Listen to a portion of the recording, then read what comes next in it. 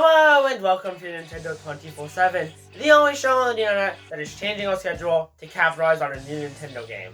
That game is Splatoon 3, and this video is going to be less of a review and more of my first impressions of the game, as for many reasons. One of which is I don't want to have to play an entire game in 2 hours just to review it, and also I don't want my words a day after the game came out to be taken as my final thoughts of the game, as my thoughts could change over time as DLC and other stuff gets changed with the game. So with that, let's get a look at...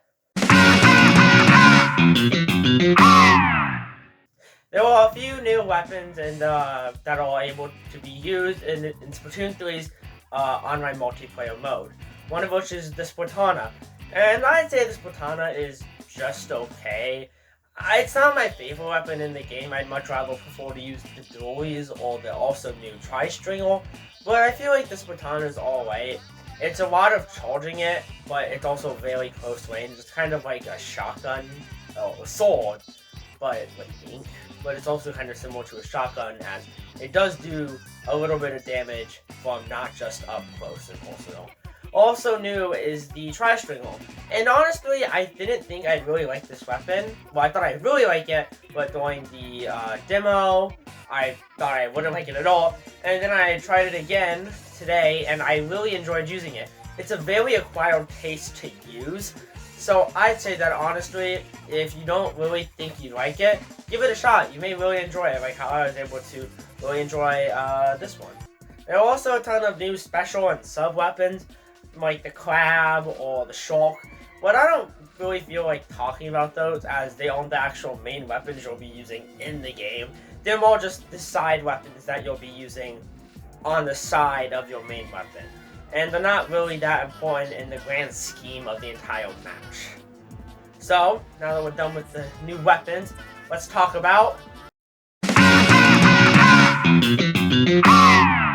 Splatoon 2's Salmon one is back, and it's better than ever. It's now not based on a time system, and it's now based on whenever you want to play it. You can play it whenever you want, and it's honestly really good to be actually able to do that. And also, there's a ton of new bosses, and there's some maps that rotate around. It's a lot of fun, and it's the good, hectic fun of gaming, just like in Splatoon 2, just in Splatoon 3, and all the time. It's a lot of fun, and honestly probably where I'm going to be spending a ton of time outside of the actual Turf War and Anarchy battles in Splatoon 3. So the side multiplayer mode out of the way, let's get into... In Splatoon 3, there are two main multiplayer online modes, one of which is Turf War, which is, you know, it's Turf War. It's tons of fun, and they're remastering and bringing out tons of maps from the older games, and there are also some new ones like Scorched Gorge, which I love. It's such a good concept of being just stranded out in the desert. And not even the maps, it's just Turf War. And there was nothing to be improved on. Turf War is good, so why would you improve something that's really good? And then there's also Anarchy battles, which I haven't gotten a chance to try yet, but I did try them in Splatoon 2, and I will say that they are lots of fun. But if you're going to be coming back to the online mode, you're mainly going to be coming back to Turf War or Salmon one. Not much of the Anarchy battles, as they all ranked, and if you lose, then, you know, you lose progress and going into the next rank. Also in Splatoon 3 is the Splatfest, or new Splatfest. And the Splatfest originally put two teams up against each other to duke it out in battles against the other team, to see who could get the most wins, and then that side would win. Usually it was based on, like, mayo or ketchup, or I think it was mustard and ketchup for the one that I really remember from Splatoon 2. But now we can have, and it would be over the course of a weekend, but now Splatoon 3's big new mode of Splatfest is 3-team Splatfest, which is a ton of competitiveness, because now there's 3 teams going for the gold, not just 2.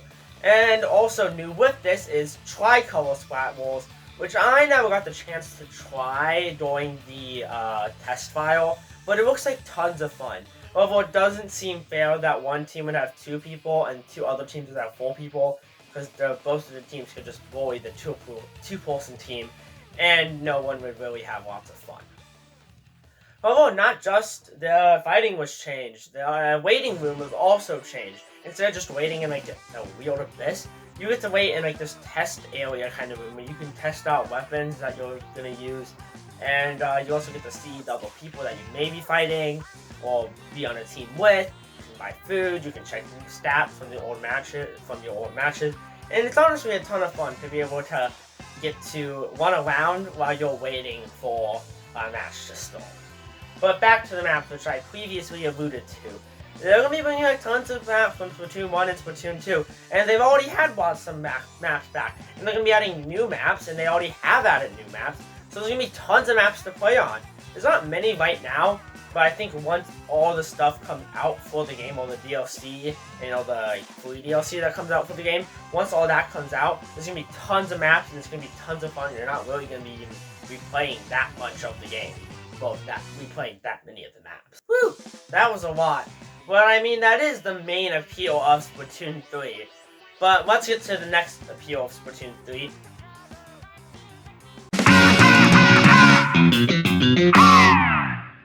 So also in Splatoon 3 is a solo campaign mode, which is honestly lots of fun.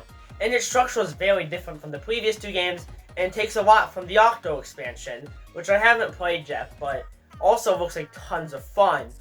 And it's much more mission-based rather than level-based. And you also have to clear like mammal laying goo or something. It's a very interesting concept and changes a lot. And really does make that single-player campaign a huge part of, if you already have Splatoon 2, why you should buy Splatoon 3. Because of the way that they change it. So now that we looked at all the main modes in Splatoon 3, let's take a look at some of the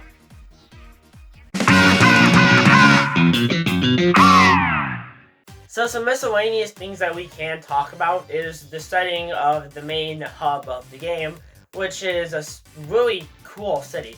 It's a lot more cramped than a normal city like the ones from 1 and 2, but I think that adds so much more aesthetic to the game. It makes it look a lot more like fresh, if you can get what I'm saying with the Splatoon reference there. And also it looks really cool going to Splatfest.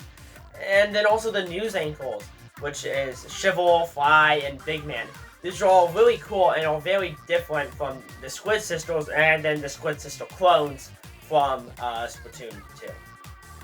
But now we need to take a look at the main question.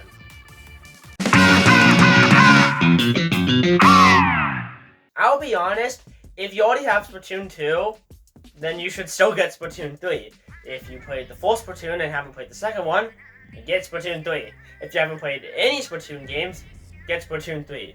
If you've played Splatoon 1 and Splatoon 2, get Splatoon 3.